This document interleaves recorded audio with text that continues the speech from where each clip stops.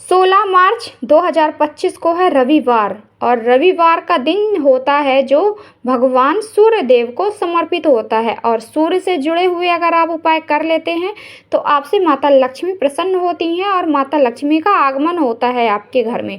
तो दोस्तों देखिए, आपको सूर्य देव को कैसे प्रसन्न करना है, क्योंकि कई लोग होते हैं जो सूर्य देव को जल अर्पित करते हैं तो वो लोग कुछ चीज़ें जो होती हैं उनका ध्यान नहीं रखते हैं। तो इस वीडियो में हम उन्हीं से जुड़े हुए कुछ उपाय आपके लिए लेकर आए हैं कि आपको सूर्य देव को कैसे जल देना है, कैसे अर्घ करना है, अर्घ देना है। तो इस वीडियो को ज़रूर देखिएगा पूरा, ताकि आपसे कोई भी नियम छूट ना जाए। तो इस चीज़ का आपको ध्यान देना है। दोस्तों, हर हर महादेव, जय शिव शंभू, ओम नमः शिवाय। तो दोस्तों देखिए, सूर्य देव का दिन है, रविवार का दिन, और आपको करना क्या है। सबसे पहले तो आप यह जान लीजिए कि सूर्य देव को अर्घ कैसे देते हैं।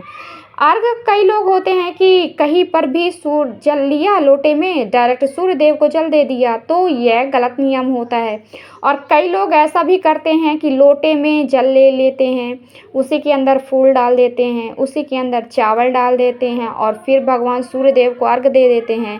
तो ये तो बिल्कुल ही गलत होता है, क्योंकि जल में डला हुआ फूल वो भगवान कभी भी स्वीकार नहीं करते हैं। क्योंकि जल में डलने के बाद जो फूल का अस्तित्व होता है वो समाप्त हो जाता है। तो आपको ऐसा नहीं करना है। धुले हुए फूल भगवान को नहीं अर्पित किए जाते हैं और ना ही सूर्य देव को ऐसे ही डायरेक्ट जल अर्पित किया जाता है। तो दोस्तों, आपको बता दें सबसे पहला नियम कि सूर्य देव को कैसे जल अर्पित करें।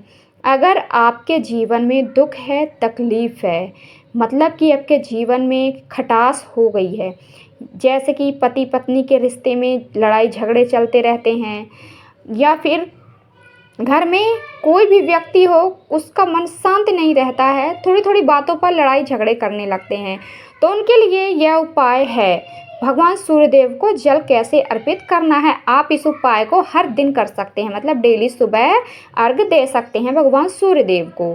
ठीक है, तो आपको करना क्या है, एक पीतल के लोटे में जल ले लीजिए, उसके अंदर लाल कलर का सिंदूर रोली डाल दीजिए और उसमें साथ में ही आपको थोड़ी सी शक्कर डालनी है। शक्कर नहीं है तो आप थोड़ा सा गुड़ डाल दीजिए, यानी कि मीठा जल सूर्य देव को अर्पित करना है। इससे क्या होगा, आपके रिश्ते में, आपके जीवन में मिठास आएगी भगवान सूर्य देव की कृपा से। तो ये जल लेना है, भगवान सूर्य देव के पास चल जाइए। साथ ही में अलग से आप फूल अर्पित करना चाहते हो तो अलग से प्लेट में आप फूल रख लीजिए और अक्षत यानी कि चावल रख लीजिए, अलग से रखना है। इस चीज़ का ध्यान देना है, लोटे में ही आपको नहीं डालना है। चल जाइए, सूर्य देव को अर्घ देना है। तो ऐसे ज़मीन पर सूर्य देव के जल को नहीं गिराना है, कहीं पर भी ऐसी जगह पर दीजिएगा जहाँ पर कोई आए जाए ना, यानी कि पैर नहीं पड़ना चाहिए उस जल में। चाहो तो आप पहले कुछ बर्तन रख लीजिए, तब आप इस जल को सूर्य देव को अर्घ दे दीजिए। बाद में ये जो जल नीचे एकत्र हो जाता है, इस जल को कहीं ऐसी जगह पर डाल दीजिए जहाँ पर पैर ना पड़े, कोई कचर ना सके। या फिर एक गमला होगा, गमले के ऊपर जल अर्पित कर दीजिए सूर्य देव को देखते हुए, ताकि ये जो जल है गमले पर चला जाए और ये पैरों के नीचे ना आए। और फूल अर्पित कर दीजिए, अक्षत अर्पित कर दीजिए। चाहो तो आप एक धूप बत्ती भी जला सकते हैं। ये था हमारा उपाय जो आपके रिश्ते में मिठास बनाएगा। और हमारा दूसरा उपाय आपके लिए, ये दूसरा उपाय लेकर आए हैं, सूर्य देव से ही जुड़ा हुआ है।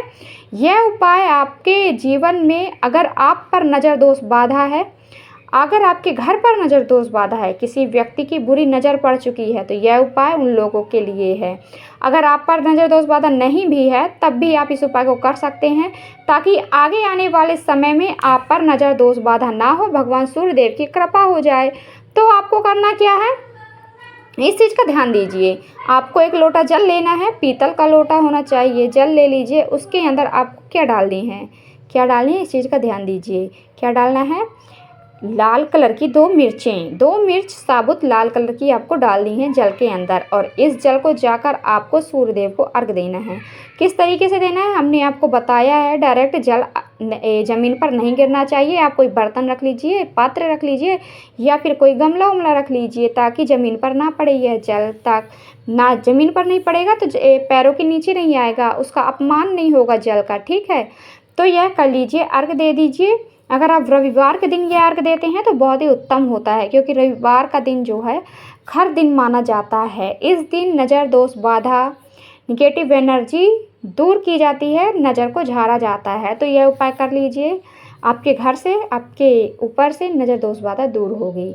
और साथ में एक चीज़ और कर सकते हैं, 2-3 लाल मिर्च ले लीजिए, आप अपने ऊपर से 7 बार घुमाकर आप इसे अग्नि में जला दीजिए। ये उपाय आप दिन में किसी भी समय कर सकते हैं, रविवार के दिन भी कर सकते हैं, सोमवार के दिन भी कर सकते हैं, सुबह कर सकते हैं, दोपहर में, रात में, शाम को, किसी भी समय आप इस उपाय को कर सकते हैं। यह एक बहुत ही चमत्कारी उपाय है। इस उपाय को हमारे बुजुर्ग लोग जो थे अपनी नज़र दोष को दूर करने के लिए, बुजुर्ग इंसान जो हमारे पूर्वज थे वो अधिकतर इस उपाय को नज़र दोष बाधा को दूर करने के लिए करते थे।